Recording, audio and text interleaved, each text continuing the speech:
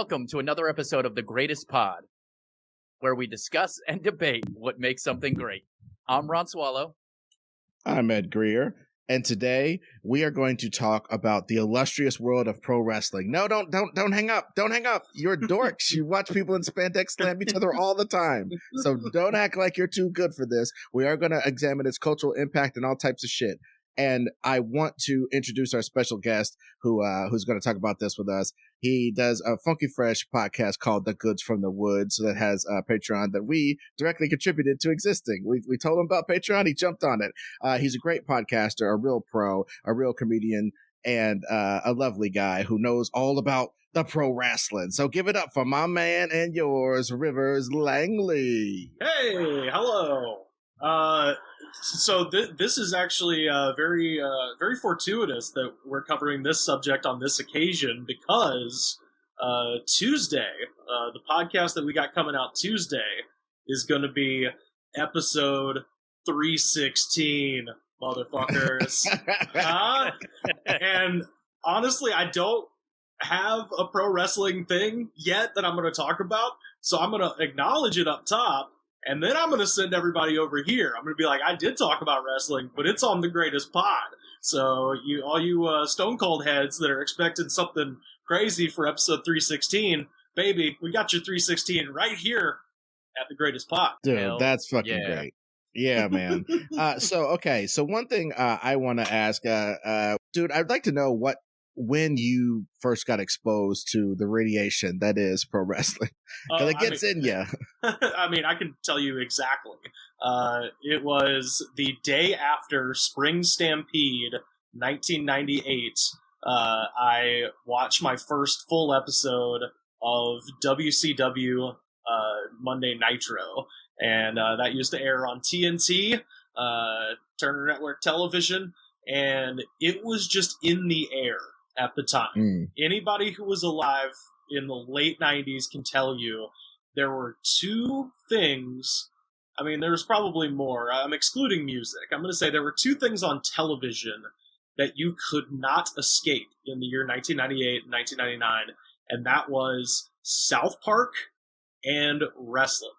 Because those two things, and I guess, and you know what, I'm going to throw Jerry in there too, Jerry Springer, because those were the three things that were culturally big no-nos for parents to their children at the time. You know what I mean? Like, I'm 35 years old, so I was turning 12 and 13 in those 2 years, and my mother really did not, put her thumb down much as far as, like, things that she didn't want me to watch or consume.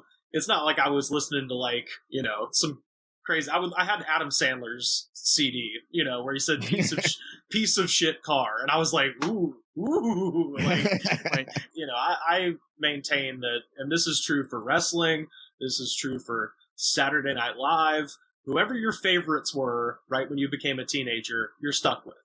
You can have favorites later, you can go back and appreciate older generations of whatever that thing is, but whenever something happens, when all those fucking hormones kick in, then it just crystallizes your brain. And I don't care, even if you're like someone who is ultra hip and up to speed with everything, whatever weird shit you were taking in at that age, it's going to be just, a golden, beautiful memory for you for the rest of your life, I think. And that, I mean, I don't know. I could be wrong, but that's sort of what that's what I've observed, especially like amongst comedians, right? Because you talk to comics about something like Saturday Night Live, and depending on their age, they're going to have a different cast that they tell you was important to you. A little bit older folks they're gonna be like, oh man, Eddie Murphy was the best. And if you're my age and you were watching reruns of early 90s stuff, and then like kind of coming of age around that like Will Ferrell, Cherry O'Terry era, that's going to have a special prominence for you. So it's true for comedy, and it's true for wrestling, and to the point where back to my original point, the shit was just in the air. Everybody at school talked about it. I have very vivid memories of a big thing was kids would get those whiteout pens that had the little squeeze thing with the whiteout in them, and then they would draw like DX or NWO or shit like that and it didn't help that at the time, rap music to some degree was also that forbidden fruit of like, oh, most parents aren't cool with you listening to a guy saying fuck a million times. So, and that was tied into it because WCW had a character named Conan who would go out there and use Master P's catchphrase. He'd go, "We bowdy bowdy and rowdy rowdy." And so people would write that shit on their backpack in whiteout. And so even if you were just like trying to keep your eyes on the straight and narrow, that shit, people were wearing Cartman shirts. Like it was the zeitgeist. You couldn't avoid it. So I just, like everybody else at JF Drake Middle School, I was like, well, yeah, obviously I watched this, having never watched it. And so whatever broke on that particular day, it was April of 1998, and I was like, all right, I'm watching this. And from that moment, because the whole thing with Spring Stampede 1998, Sting lost the championship to Macho Man. Because I was a fat child, was very aware of who Macho Man was, despite not being a wrestling person, because he was the Slim Jims guy. And I love Slim Jims then, I love him now. And so I was aware of who Macho was. So I had that anchor, and Macho won the belt from Sting the night before. And then the next night on Nitro, fucking Hulk Hogan turned on Macho Man and beat him for the championship. He didn't even have a chance to have that thing for 24 hours. He had it for like 22.5 hours. And then he lost it to Hogan, and Hogan cheated, and he took his belt off and was like whipping him with the fucking NWO for Life belt. And I was like, yo, fuck Hulk Hogan, because I knew who he was too, obviously. But that was what I really locked into. And, that's the last, by most people's estimation, that year of 1998, from January to December, was the high watermark of WCW in terms of like right when you could sort of see everything sort of falling apart. Literally their last pay-per-view ended with the dumbest finish ever, where they had Bill Goldberg, who was like 157-0, and people were like, who's gonna beat Goldberg? He was the champion, and they had him lose because a guy came out of the crowd with another wrestler came out with a stun gun and started prodding him, and then he lost. You're like, dude, Goldberg can't go out like that, man. That fucking sucks. That is fucked up, honestly. Well, and it gets that they sat and wrote that. Well, one hard. Like, how do we have him? What's a great way for this guy to go out and look like a badass, but still lose? Yeah, and that is for us to stun gun him.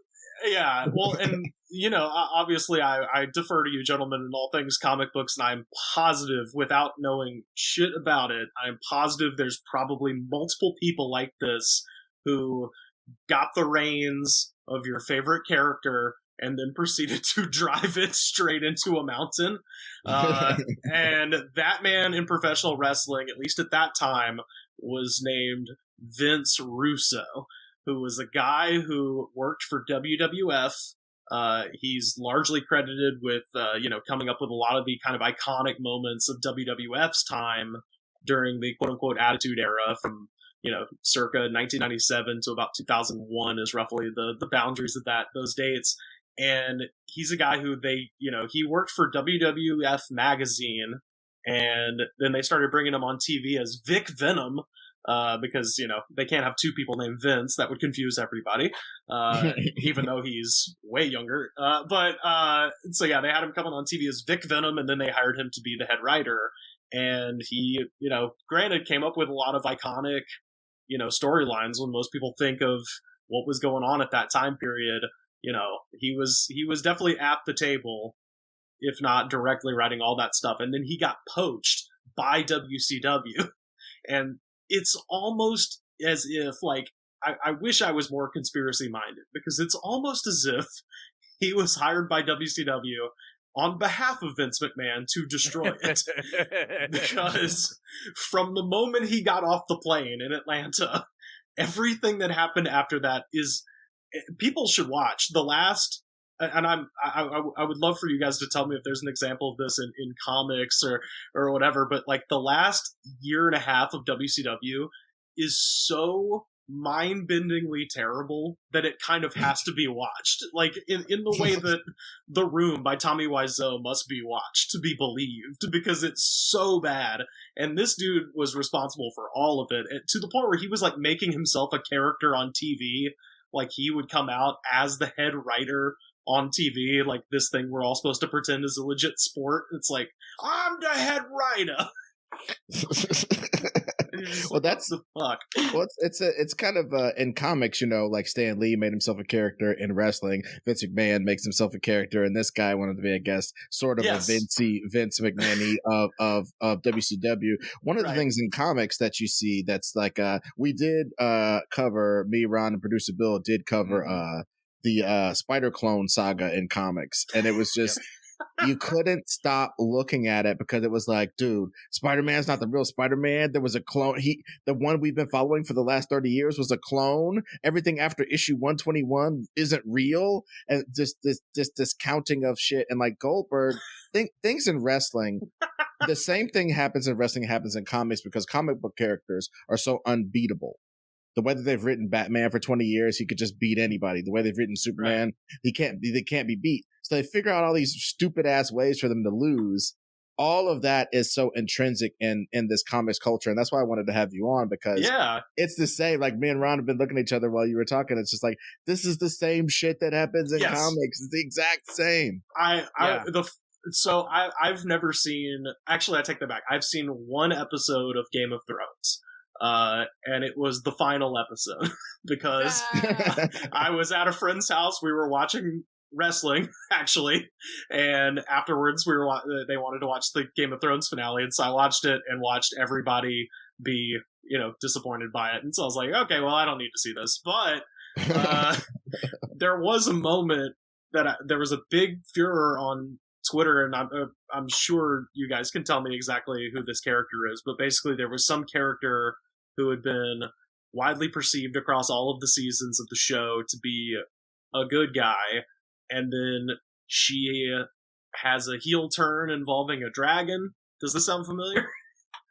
I think is it Daenerys or Daenerys goes crazy, basically. Yes. But there's also, she has a history. This is the thing. You want to make these arguments about stuff like this, and the thing is, and look, Game of Thrones fans who have not read the books, you'll hate hearing this, but the history of her family is that they go fucking nuts, and then they do crazy shit, and that's exactly what she did. And people hated it because she also freed slaves and did some really great shit in the thing.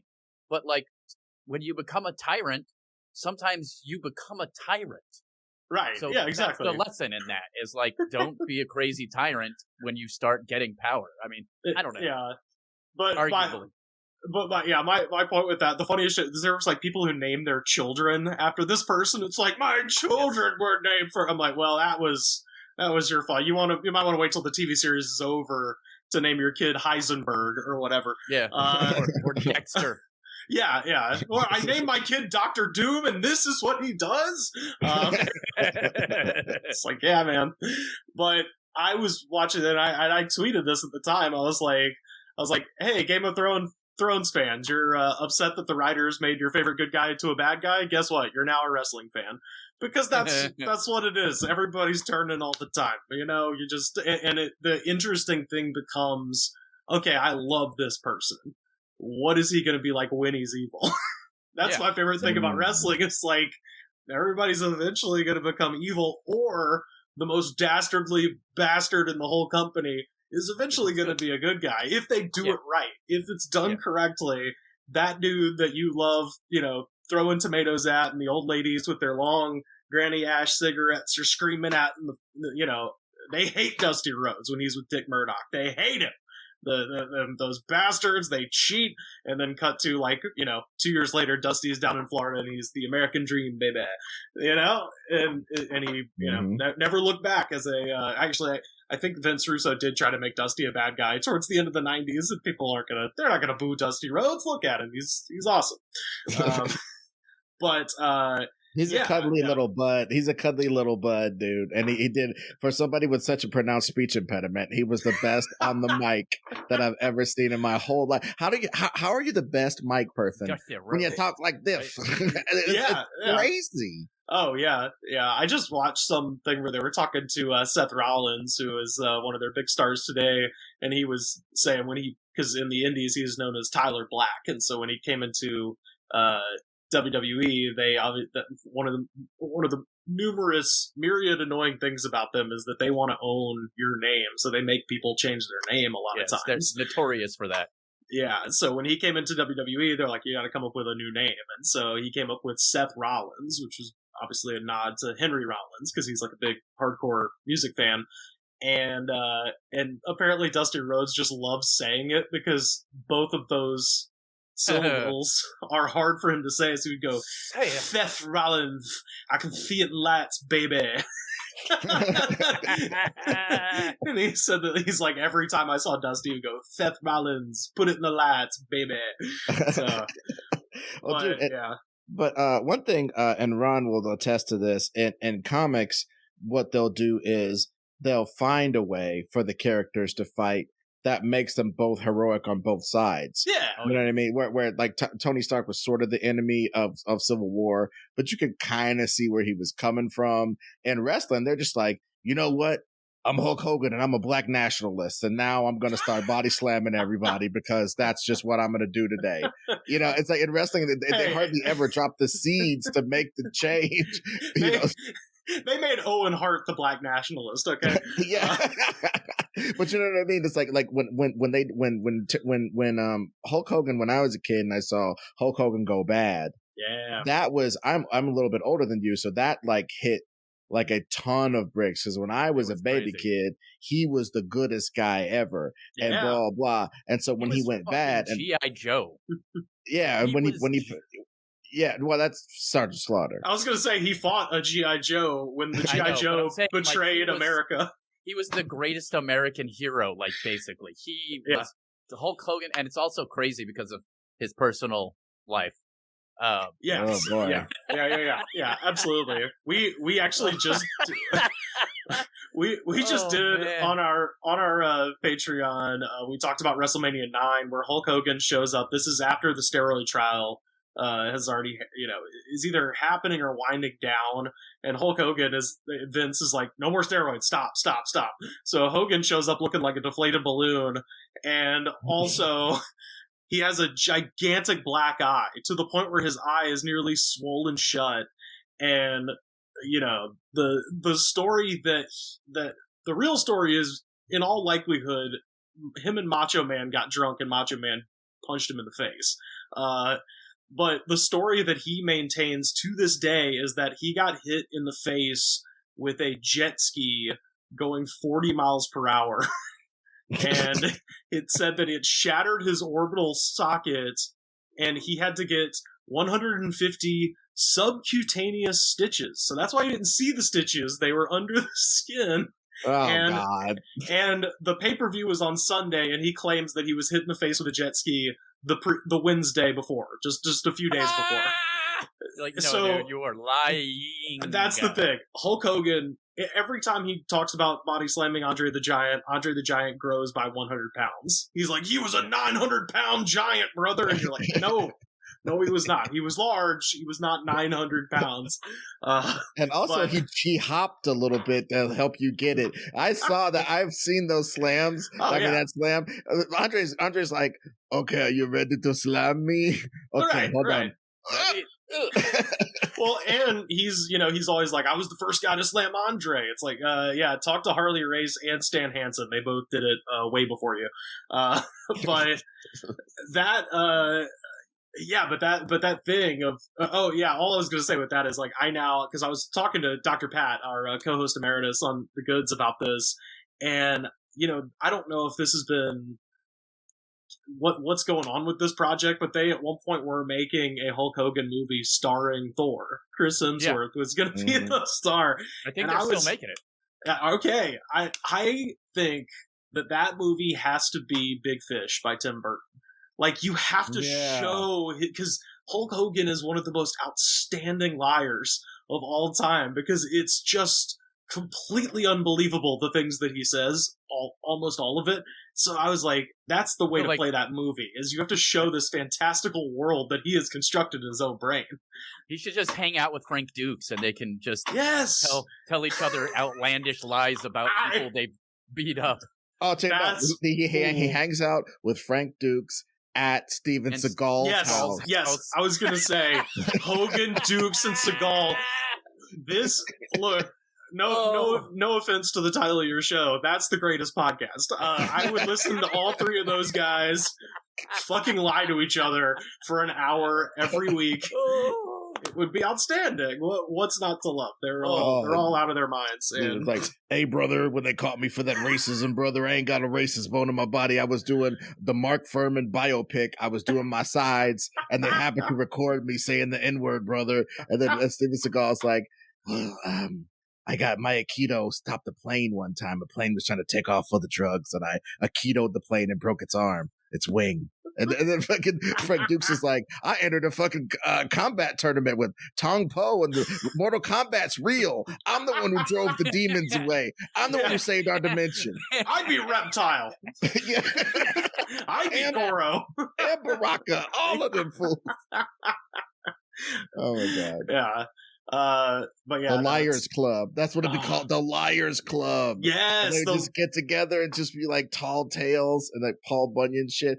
Speaking of which, perfect. Speaking of which, in wrestling, I do want to get to people who have looked at wrestling culture and found it wanting. You know, I find myself shitting on Mountain Dew and Dorito culture myself, even though I'm firmly in both camps. Yes. You know what I'm saying? So it's like one of those things where it is when you see the similarities to it and modern films, which are just comic books, it really, I mean, there's so many times I'll be watching a Marvel movie and I will literally see Spider-Man DDT somebody. Mm-hmm. You'll literally see people choke slamming people. You'll see all these wrestling moves because it's part of the culture and the lexicon of comics and pop culture in general. You know what I mean? Yeah, well, and it goes the other way too. I mean, their biggest, star right now, Roman Reigns, his big finishing move, one of them is the Superman punch, where he literally does the thing from the movie where he hits the ground and then jumps in the air and like hits somebody like they're General Zod. Like that's literally their biggest star does a comic book thing. Like this, these two worlds need not be separate. I mean, I get. And I could go back to the original question, right? My mom, her opposition to it, aside from the fact that in the 90s it was very, now I would say it is more comic bookish. In the 90s, Vince Russo, his big thing was his two favorite things. He did not like wrestling. He didn't grow up watching it. He thought it was like this like dumbass redneck thing because he's this guy from New York. He doesn't understand it. So he's around all these old Southern guys that grew up booking this stuff. People like Jim Cornette who just hate Vince Russo. Jim Cornette, I've stolen this line from him before because it's hilarious. And he goes, Vince Russo, I hate your guts so fucking much. I've started dieting and exercising so I can outlive you by one day so I can take a whiz on your fucking grave, pal. And just like that kind of shit talk is just the greatest thing to me. But like my mom, like she's a Southern woman, but she grew up the child of like two college educators, and she's an educator herself, so she's very very dignified lady. Wrestling to her is fucking horrifying. Like to this day, like I work as a commentator in the business, and she, like, anytime I talk about it, she's just like, well, I'm never getting in the women's club, because of this. Like it's embarrassing to her personally. So again, that's that forbidden fruit thing of like, oh man, mom hates this shit. Is this your son? Is this your son doing the color commentary for this choke slam-a-thon in the basement somewhere? It's like, oh, dude. I mean, look, you'd think parents would learn at some point that if you want your kids to not do something, just talk about how amazingly cool it is. Dude, if my mom had if my mom had rolled up in the minivan in an Austin 316 shirt, I would have dropped that shit faster than a hot pan. I would have been like, I'm into Pokemon, I guess. I guess it's Pokemon. Is that what's happening now? Let's do Pokemon. And she's just wearing Pokemon and talking about how how she hates Jesus so much to try to get you to love Jesus. Yeah, there we go. Dude, I'm a born again Christian wrestler. Yeah. Well, I mean, this is the thing. Like, it's similar to comics in that you got a deadline. You've always got a deadline. You know, it's like you do not have time to really think about this because you've got to fill 6 hours of TV this week. So you just got to figure it out. You don't really, you know, you can have some grand plan for your arc of whatever comic you're doing, but at the end of the day, Marvel needs that comic to come out on May 20th, right? Like, it's got to hit the stands on next day. So you got to be able to hit the mark. And like you said, the longevity of those characters, it's exactly right. You have to kind of freshen them up. And, you know, I mean, I'll say this. I mean, this is the thing that, you know, we haven't really said yet, but those two, you know, art forms have in common, uniquely American. You know, there's they always talk about the 4 American art forms are jazz, musical theater, the mystery novel, and comic books. You can add wrestling to that too. Like that, those are and a lot of that does have to do with the unquenchable thirst of, you know, capitalism, of putting that shit out all the time, you know. It has soap operas a feel to it as well. Oh, soap yeah, operas for sure. With badass stunts, really, when it comes down to it. For sure. Because, you know, I've talked about this before. I had a friend who wrote for soap operas, and they said that what they were supposed to do is when somebody writes something, they bring in the new team, and the new team is supposed to undo everything that was done before. That's literally their job. So that's why you get like evil twins and make it as weird as possible and undo what was just done. And so I think a lot of wrestling is that way as well. Oh, like, no, you're right. And comic books are like that too. Like a lot of times, like with Spider-Clone, for instance, they kept making it, and I don't remember exactly how long, but we're talking years of a saga that people were like, this is terrible. What are you doing? Everyone was so angry when it was happening, but at the same time, they were buying it every week. Oh, yeah. So it's like, it was just like one of those things. And then they were like, hey, can you get out of this? Can you get it back to Peter Parker actually being Spider-Man? How do you do that? And then they're like, oh, it turns out that this guy made a clone to think that he was the real Spider-Man, but that Spider-Man has been the real Spider-Man the whole time, so it really was Peter Parker, and everything is fine. They don't even get that complicated with wrestling. It'll just be like the next week you're like, wait, why is he good now? Like they don't even bother explaining at this point, or at least WWE doesn't. I would say AEW is a little bit better at that. That's their kind of their new competition. Where interesting turn nowadays, Vince McMahon's primary competition, which used to be Ted Turner, who was still chairman of the board at Turner, obviously, who built his empire, frankly, on wrestling. Ted Turner, when TBS, what we now call Turner Broadcasting System, when that started as Superstation out of Atlanta, when all that started, it was literally built on the back of Georgia Championship Wrestling and later World Championship Wrestling, as well as reruns of Sanford and Son, the Atlanta Braves, and the Atlanta Flames, now the Calgary Flames, the hockey team. That's what all that channel showed. And James Brown's Future Shock, which is where we got the name Goods from the Woods. There's a little clip of James Brown doing a big old spin and going, coming out the woods to deliver the goods. And that's where we got the name of the show. We stole it from James Brown, but that was it, man. TBS that was all they showed. And so Ted Turner always had a fierce, kind of love and devotion to the art form. The same cannot be said of the rest of the board. And so in the late 90s, as soon as, they merged with AOL, Ted Turner lost his controlling shares. They merged with a company that literally doesn't exist anymore. Yeah. Oh. That AOL Time Warner merge, that was the death knell for WCW because they perceived wrestling as like low class. They're like, we don't, which is so dumb. It's just like, redneck's money spends just as good as anyone else's money. What's wrong with you? Dude, I think that's the fucking quote of the day. But also, it's like Michael Jordan, Republicans buy shoes too. It's like, just take the money. But what I was going to say is the thing about wrestling, though, as far as the the top guys in these fields. In comic books, there's the top heroes, the ones who kind of carry everybody else. Yeah. And then there's like these in between jobbers, like a Taskmaster or whoever the fuck, who are just like, man, some people really like this guy. Like mine was was it the Bronx Bully?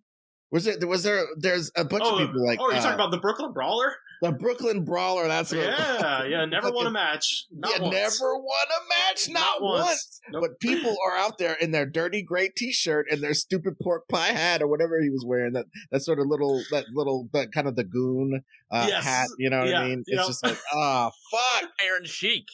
Oh, Is what Iron Sheik was. Iron Sheik was a Jesus. Iron Sheik, legitimate badass.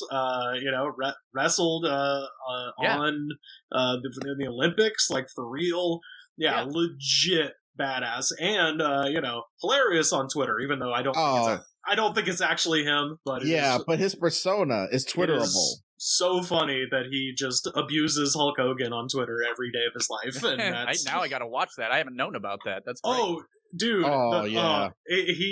When Hogan, because Hogan recently outed himself as being a anti-vax guy, and Iron Sheik just tweets. As well? Come on, man. Oh, yeah, as well? Yeah, dude. And it's not surprising. Well, and in the most embarrassing way too, where it was a thing about the death of Bob Saget. It was like a news article on Facebook that someone posted, and then somebody left some, conspiracy theory comment being like, "Oh, is it just a coincidence that Bob Saget died after getting the vaccine?" It's like, dude, the vaccine was 1 year ago.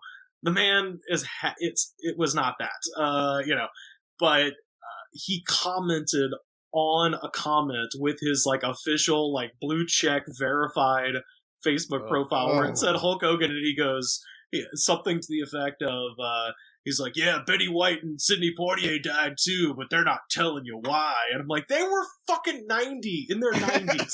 What do you mean they're not telling you why? They were in their goddamn 90s. It's a miracle they made it this far. Yes. Human beings on average do not live that long. That's fucking crazy. What are you talking about? And then of course he deleted it, and now everybody's just kind of like, all right, we don't talk about Hogan right now. But Iron Sheik tweeted out, Hulk Hogan is the jabroni of the world right now. And I was like, buddy, you are the funniest person who's ever lived. That's awesome. Yeah, but we should also talk about that though, because like not necessarily about Hulk Hogan more, but like just about that the wrestlers that get in your head. I'd say 5 and 13 are equal. Because there are some assholes who have tried to light us on fire for us shitting on He-Man because they saw He-Man when they were 5. So you see something when you're 5, you see something when you're 13. Yeah, they're both equally powerful because you're coming into your own you're about to go into a new big boy school. Oh.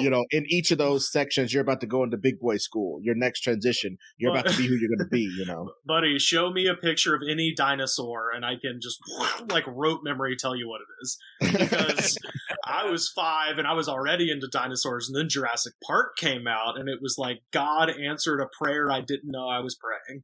I was like, what? Like, the stars lined up. But yeah, no, you're 100% right with that. It's so funny, Rivers, like, I don't think of me as much older than you until you just said I was 5 when Jurassic Park came out, because I paid for that ticket on my own. Oh, really? Yeah. I guess I wasn't 5. I was like 7. Yeah, I was 7. Yeah, oh, that's so much better. That's great. Yeah. It made me feel better. AARP. In first grade. Yeah. When you were in first grade, I was fucking after I watched Jurassic Park. Cool. So, living the dream. With the night vision goggles on. Yeah, of course. Absolutely. Where's the goat? I was dressed like Jeff Goldblum. It was beautiful. And when she agreed to fuck you, did you say, clever girl? Yep. So I have a question. Why do you think, what did you connect with when you were watching wrestling? We love to know, like, what it is about wrestling that was just like, this works for me. I mean, it's a combination of things. I'm gonna say what Ray Charles said about country music. It's the stories, man. You're just like, you got me. It's very easy to understand. The thing I've always kind of said about wrestling is it's unique, like we said, uniquely American. It comes out of the carnival, and it comes out of the same tradition as vaudeville, same tradition as stand-up comedy. Actually, it is a very theoretically cheap to put on production that is made for the masses, meaning that, and this, go watch any wrestling video on YouTube, go down into the comments, every country you can imagine is, you just go down and it's like, I live in India and I love Roman Reigns. I live in Poland and I love Daniel Bryan. Like, everywhere, it's because it's a simple to understand thing, and it's very, I studied in college for, as part of my, my English literature degree that I'm using every day. But one of the things we talked about a lot, when you're reading about like Greek theater, and it's crazy to read something like Aeschylus or Sophocles now and realize that, like, when this was being put on, those drama and comedy masks that you see, like, Greek actors were literally wearing gigantic frowny faces and gigantic happy faces so that people in the crowd knew immediately when the evil king walks out, or the guy screws over Agamemnon or whatever. They're just like, fuck that guy. Boo.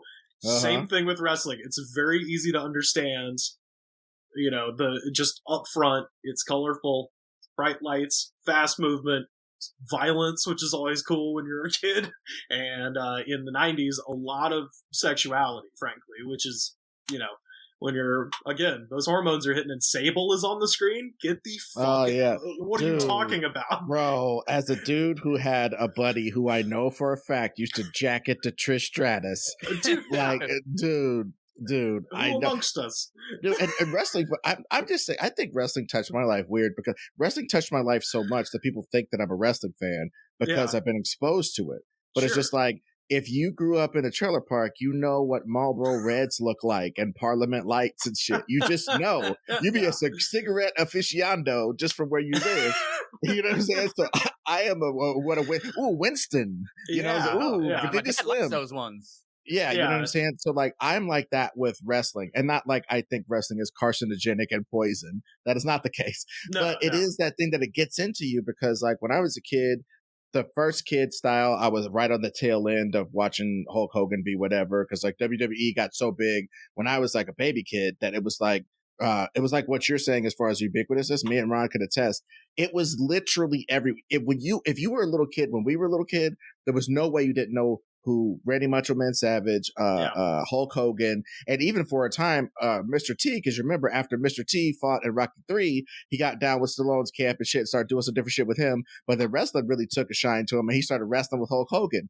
And I was like, Hulk Hogan's so cool. His partner's a black dude, and they're equals, and they help each other, which was just like such a smokescreen now that you know the real deal, but like, it was so engaging, and then I went away from it. Yeah. And then when I was, I guess, Jurassic Park fucking age with Ron, that's when the Attitude Era started to come in, and like The Rock and dudes like that. And so I'm like basically a teenager going out of being a teenager and watching The Rock, and it just brought me all the way back in, because I realized that the whole time I like the violence and I like the stunts, because we're all in the comic books, we're all in the super fighting and shit. But realistically, when The Rock was like, what's your name, buddy? It doesn't matter. All of his bits were just so fantastic. And last things last, my friend was so into The Rock that we would be sitting in the room, and his mom would be cooking something. He'd be like, do you smell those enchiladas my mom is cooking? Like all this kind of shit. And then his girlfriend would come over sometimes and watch wrestling with us. His girlfriend was a skateboarder, and she was like a super tomboy. He would do wrestling moves on his girlfriend in front of us for amusement. And she loved it. She was like, oh yeah, DDT me, daddy. And then they would do it. They would do it. Man. It was like its own personal, probably sexual thing that we didn't keep pick on, you know. No judgment. Whatever you're into, man. I mean, as long as everybody's cool, we're cool. We started out choreographing our own wrestling moves, and then moved into doing martial arts stuff later on. We did a martial arts thing where guys really thought we were fighting. in the schoolyard. They like tried to break us up, and we're like, oh, this is all fake. We made it up. Yeah, man, I was in middle school and The Rock was happening, and for a while there, every day, at some point, somebody in that school, probably multiple times a day, would say something innocuous like, hey, did Miss Raisa assign any homework? And the person goes, oh, I don't know. It doesn't matter if Mrs. Raisa assigned homework. And it was just the thing. Like, God, The Rock's shit-talking infected the middle school in a way that kids today can't really understand what The Rock meant to our generation. If you just watch him in the movies, you're like, no. He set the format for shit-talking, which is crucial as a kid. To be I want to be the best shit talker. And The Rock was a bad guy that whole time. And he was again, you go back to something like comic books, hard to keep that person a bad guy when he's so fucking cool. Yeah. You know? How many super villains are there that have had face turns because they were just too cool to be ignored in one way or another? You know, I know, Ed, Loki. You've got Loki. Yeah, Loki's a good example. I was going to say Ed has his feelings on the Joker, but you know, he had his face turn in that fucking movie. They're like, all right, we'll make him a guy with mental issues and whatever. We'll see. But yeah, we'll get it over, because just like in wrestling, there's always somebody willing to fall for that shit. You know what I mean? There's always somebody to market to. You know what I'm saying? Because I remember when the Nation of Domination came in, and I was like, this is the closest to. Was that what they were? Booker T and them were called? With D-Lo and them? Who's Booker T and D-Lo and them? Because they were like the black gang. Yeah. They were like a black gang that fucked the wrestling up. And I was like, yeah, I'm rooting for these guys. No, that is the Nation of Domination. But Booker T was in WCW at the time. And him and his brother were a tag team called Harlem Heat. Despite the fact that they have very noticeable Texas accents. But it's Harlem Heat, y'all. Yeah, like literally, like y'all both sound like Mr. Scarface and the Ghetto Boys. You're not from Harlem. But yeah, they were over on WCW. The Nation of Domination was Farouk, formerly known as Ron Simmons, who was the first black world champion in WCW. And then you had D'Lo Brown, the world's strongest man, legitimately the world's strongest man, Mark Henry, the Godfather, who at the time was known as Mustafa. It's not Kamala. What the hell? Kama Mustafa. There we go. Mm-hmm. And then of course, like I said, Owen Hart, white guy with angel curls, just like the guy on the toilet tissue. And I remember Owen Hart. And then fucking The Rock. And The Rock came in as this, when he first debuted, he was a good guy, and they literally called him like, this guy's a blue chipper. Can't lose with this guy. And if you look at his first match, everybody hated it. He got booed like a motherfucker, and then he was absolutely swept up in just okay, whatever, we're done. We don't care about this guy. Do whatever you want.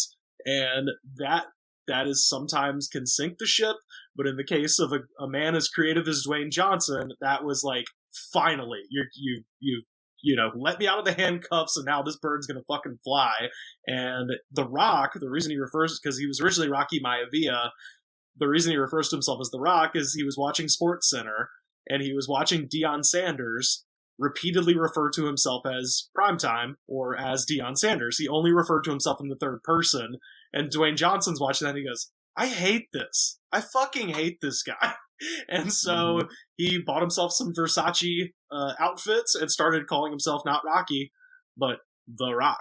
That's where that comes from. Is literally he was watching Sports Center, and he is like, I hate this. I want to do this. Dude, I loved it. Deion Sanders was super hateable, even though he was like amazing at his job.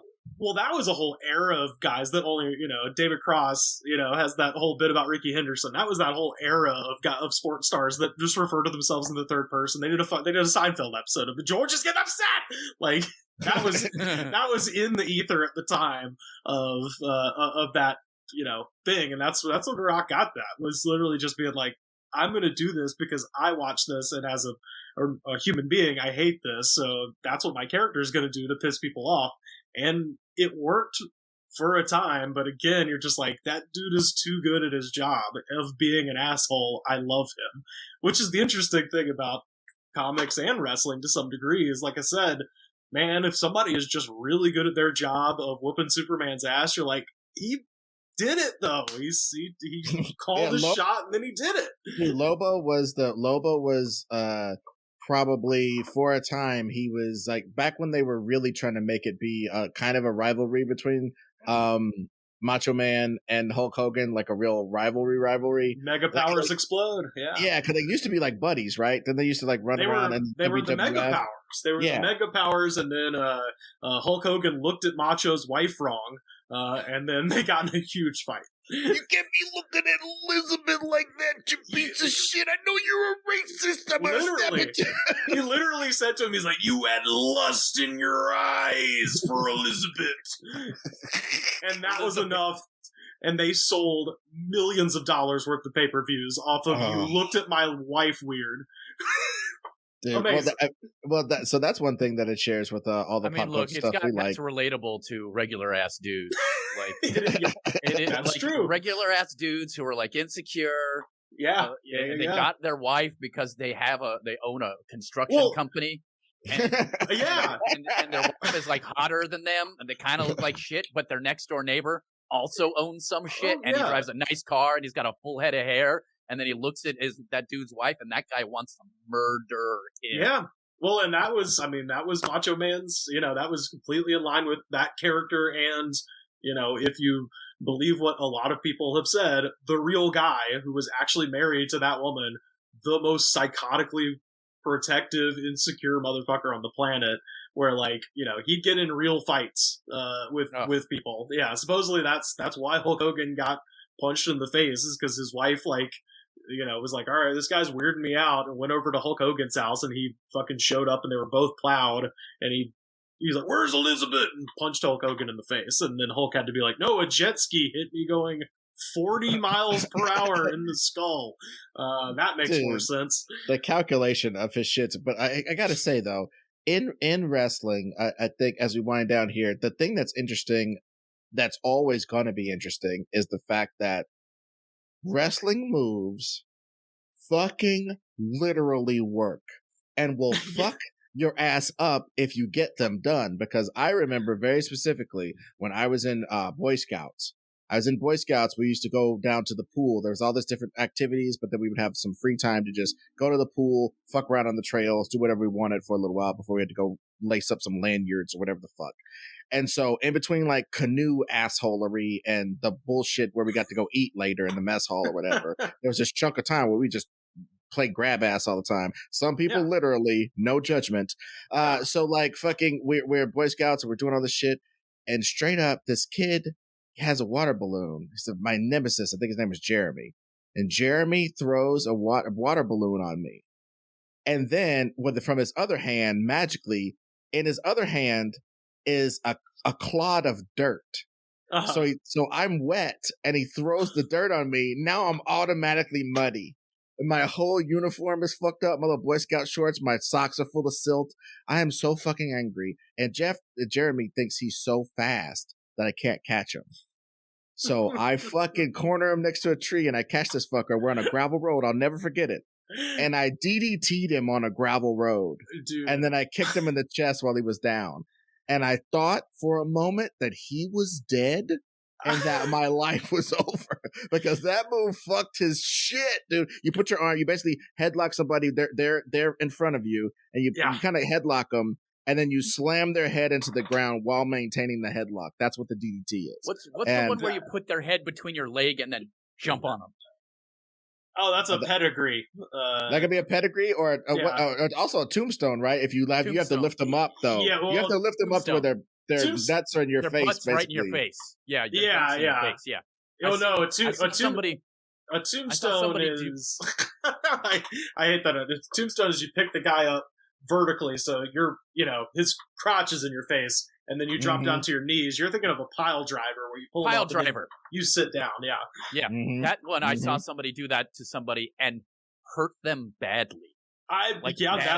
That movie. That move. They thought that was an okay move to do, and that person was fucked up and Yeah. crying and bleeding from their fucking head. It was insane. And that was in grass.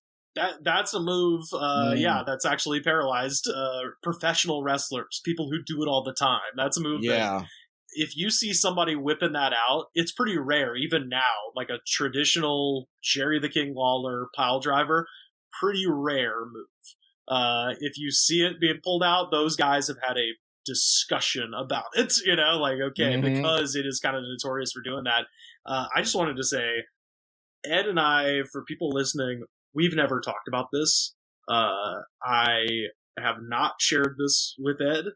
I was just sitting here listening to your story because it is nearly beat for beat something that happened to me at Boy Scout Camp Thunder, in Georgia. I was probably like 12, 13. I mean, whatever. We're cool now. Michael. I'll lose his this is his first name. I won't say the full name. Michael and I had, we'd been playing grab ass, as you said, the whole day, and it had escalated, as it often does, because children don't know when to stop. Yes. So we had gone from lightly smacking each other on the back of the head, and then that had turned into the thing where I go behind him and get down, and then someone pushes him over my back, that kind of shit. And it had escalated. And it escalated to this point where, because at Boy Scout camp, we had these big canvas tents that everybody slept in. There was 2 scouts to a tent. And because they're made of canvas, they kept 2 fire buckets that were just old big bean cans right next to the tent. So if the tent caught on fire, you could sling water on it. So Michael slings, if I remember the sequence of events correctly, Michael slings a fire bucket on me. So it's now gone from we're kind of bullshitting to now I'm wet. And I turn around and we just start going at it, right? And he's smaller than I am. I was a real big kid. And he manages to get on my back and he's got me in a headlock like this, right? But I'm a lot bigger than him and he doesn't know about the Samoan drop. I fucking reach down, grab his leg, and he still got me in the headlock, but I'm even though this sucks, I'm gonna remain in this headlock for what I'm about to do to him, where I pulled him basically onto my shoulder, and then as hard as I could just fell backwards onto the center of my back, did a straight flat back bump with him on it, and with him on my back, and I knocked the wind out of that kid, and he was just that thing when you're a kid, you get your wind, doing that shit, and it was over. And then that shit's scary, by the way. Yeah. Oh yeah. Oh yeah. I don't feel good about this, but I will say that dude got jacked, man. He got so because he was a little, he was one of the smaller kids. He was a year younger than me. I swear, I think that's the moment. If you look at that man now, he is all abs, from the top to the bottom, just abs. How do you have abs on your forehead? This is insane. He is fucking. He looks amazing, and I, obviously we didn't have a problem. After that, we were, the scout leaders made us oh, I'm sorry, she got out of hand, and we buried it, and we've still buried it. This was 25 years ago, whatever, and so, but anyway, that dude proceeded to get so fucking shredded in high school. I was well, I can't ever pull that again. He'll just pull my fucking head off. So I'm gonna be sweet as pumpkin pie to Michael P. The two things that made me think of is number one, the through line between both of our stories is we were fat people using gravity moves. Yes, gravity moves are a big deal to fat people. Anything where we're falling or something, the stuff that comes naturally to us. Falling, teetering, slamming, great shit. Yeah. And the other thing was moving out of the way of fat people. Dodging fats. Quickly. The Ron Swallow story. And I don't want that guy to get you. So this is thank you for apologizing on our program. I love you, Michael. So we bear no legal responsibility for this slamma-jamma that's going to happen. No. So all right, as we dismount, we have a last thing we used to do on an other iteration of our podcast called the Royal Rumble, where we basically are Battle Royale, and basically it's just as you know in the Royal Rumble. it is a battle royale where everybody is against everybody. You know, it's tomorrow, right? Oh, yeah, we got perfect timing. The Royal Rumble is literally tomorrow. So Nice. if you could pick, I guess we'll limit it to like 4 just to make it interesting and shorter, but like 4 participants in the best battle royale Royal Rumble of all time, and by the rules, I think you have to get somebody over the top rope and out of the ring, correct? Yeah. Yes. All right. Yeah. So if you were gonna pick one from all eras of wrestling, you had 4 shots to give me the greatest Royal Rumble / battle royale ever. Man, Who I think would you pick? Yeah, and I think this includes smack talking, like the drama, and then the great moves as well. So it's a little bit. The difficulty is this: the Royal Rumble tends to be, because you get eliminated by being thrown over the top rope. It's not so much a demonstration of your skill as a wrestler as much as it is just presentation. The Royal Rumble happens a few months before WrestleMania, very specifically so that if you're a lapsed fan or if you're a new fan, if you watch the Royal Rumble, you're up to date. You're like, oh, I've just seen everybody. And so you have a very limited time. You know, they usually have the thing where somebody will come out and they'll be the Iron Man of the Rumble. They'll come out at number 30 and they'll last till the last couple guys, that kind of thing. Chris Jericho was known for this. Kane, well known for doing this. So if it's specifically a Royal Rumble, it almost has to be more about the presentation. Now, if we were doing a Fatal 4-Way and it was a full-on match that would be decided by, pinfall or submission, then my answer would be slightly different. I would have more athletic guys, more, people who are, physical specimens in terms of their ability. So let's do that. Oh, okay. Well, because we'll do that, and then we'll do that, and then we'll do for the 4 greatest gimmicks of all time. I can contribute to that as well, because like it's about the presentation part. If you don't have a great gimmick, your shit, like Dusty Rhodes has an ephemeral gimmick. You know what I mean? It isn't just like, I'm Dusty Rhodes, I come out in a robot suit. That's not what he does. He does something more ephemeral than that. You know what I mean? He comes out of the ditch 8 years old and became so sweet. Son of a plumber. So pick the athletic wrestling motherfuckers and then give me the top gimmick guys. I mean, if you're just talking about like a crazy fucking shit show that anybody on the planet is going to be like, that was fucking dope. You're talking Daniel Bryan, who's not only my favorite at the moment, he is creeping up on my favorite wrestler of all time. He's always been pretty high on my list, but his work just in the last few months when he switched over to AEW, fucking phenomenal. And he was always good, but he's been on fire. So it's Daniel Bryan. The other guy, because I've seen this personally at PWG, long-running promotion here in Los Angeles, he's now signed to the WWE, and he's criminally underused, but it's Ricochet. Ricochet is a dude who he's an acrobat. He is, you could put that motherfucker in the gymnastics competition of the Olympics and he'd probably win some medals. He's that good. And just to watch him do his thing, you're like, he's dead. He died, and he's fine, but he's so good at it. You're like, I watched a man get killed tonight. So I'm putting in Ricochet. As far as like, if we're gonna go back, I mean, Flair's kind of the, he's the showman, but he's also the wrestler as opposed to Hogan, who's just the showman. Hogan is the, he's got the big boot, he's got the, Hogan had like 2 moves that he barely knew how to do. Body slam, big boot, body slam, leg drop, and that's kind of it with Hogan. He's sort of all sizzle, no steak. Flair could work his ass off, and even though every Flair match is the same, it's usually pretty fucking good. So now we got Ricochet covering the aerial stuff, Daniel Bryan covering the technical, wrestling. We got Flair with just the big, kind of stunning sort of moves and stuff like that. And then, oh man, I'm trying to think of who would be the other person. That's why these are so difficult, dude. Yeah, I'm gonna. You know what? I'm gonna go. Damn, this.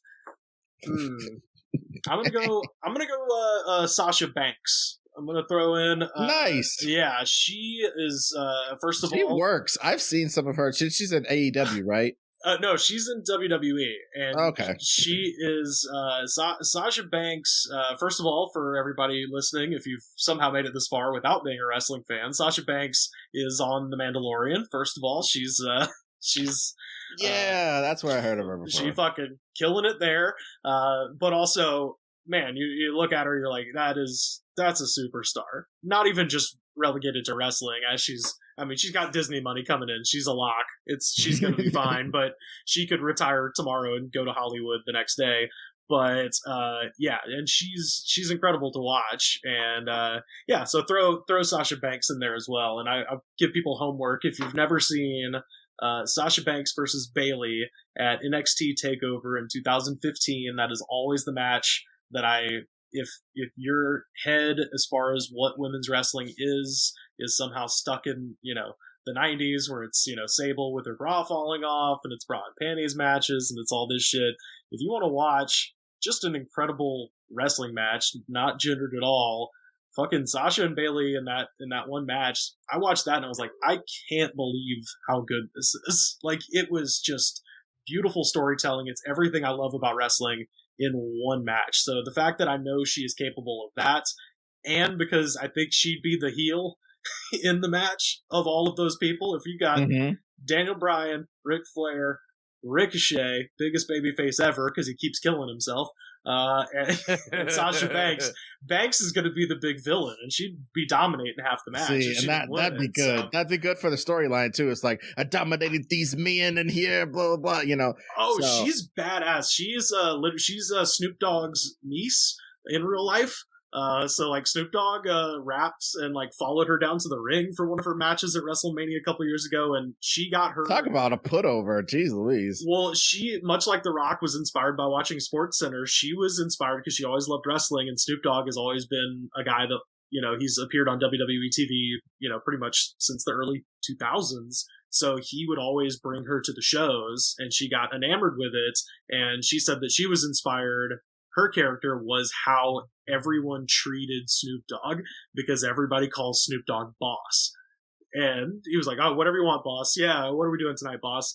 That kind of thing. And so her character is the legit boss, and she has legit boss on these giant diamond finger rings that she wears and shit. And that's her whole kind of gimmick, is she's just like, yeah, I'm basically, if Snoop Dogg was a female wrestler, like, I'm just cool awesome. As fuck, and I'm pretty much better than everybody. She's Snoop Dogg with a way more of an ego, basically. So she's pre-murder was the case Snoop Dogg, I guess.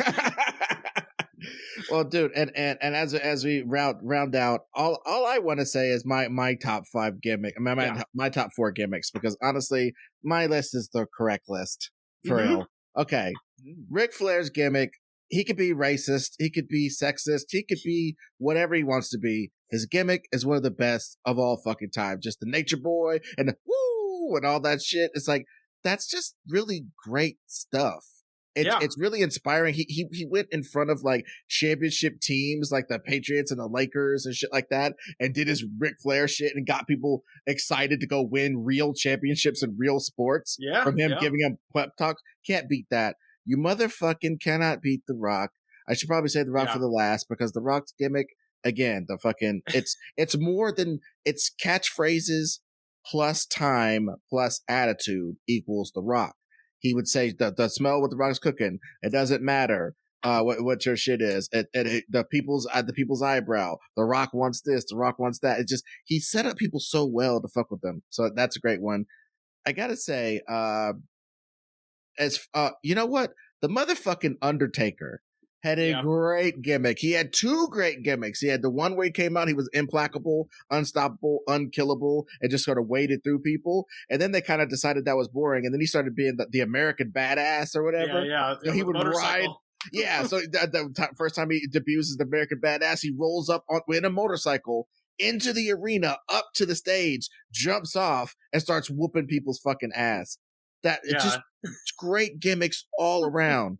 And last, is Coco Beware. He had a parrot. Oh, No, yes. Frankie the parrot.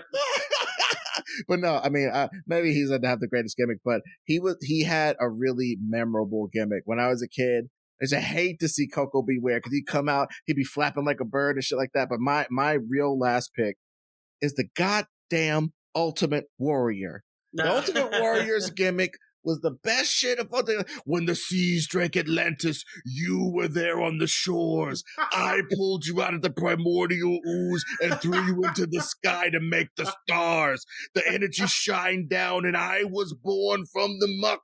The bile that impounds into the dragon's breast has filled me with the fury that is necessary to destroy those for 20 minutes.